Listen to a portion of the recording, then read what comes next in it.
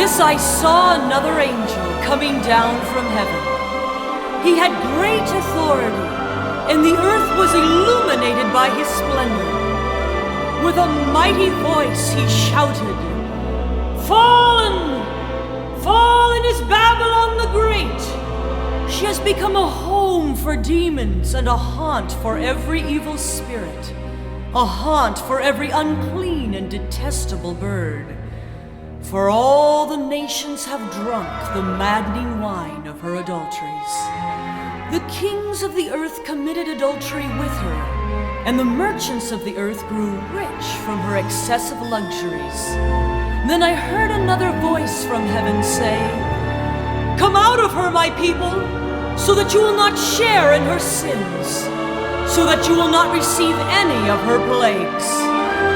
For her sins are piled up to heaven,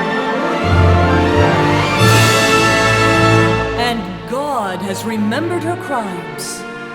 Give back to her as she has given. Pay her back double for what she has done. Mix her a double portion from her own cup. Give her as much torture and grief as the glory and luxury she gave herself. In her heart she boasts, 'I sit as queen. I am not a widow, and I will never mourn.' Therefore, in one day her plagues will overtake her, death, mourning, and famine. She will be consumed by fire, for mighty is the Lord God who judges her. When the kings of the earth who committed adultery with her and shared her luxury see the smoke of her burning, they will weep and mourn over her. Terrified at her torment, they will stand far off and cry, 'Woe! Woe, O great city! O Babylon, city of power! In 1 hour your doom has come.' The merchants of the earth will weep and mourn over her because no one buys their cargoes anymore. Cargoes of gold, silver, precious stones and pearls, fine linen, purple, silk and scarlet cloth, every sort of citron wood, and articles of every kind made of ivory, costly wood, bronze, iron, and marble, cargoes of cinnamon and spice, of incense, myrrh, and frankincense, of wine and olive oil, of fine flour and wheat, cattle and sheep, horses and carriages, and bodies and souls of men. They will say, 'The fruit you longed for is gone from you.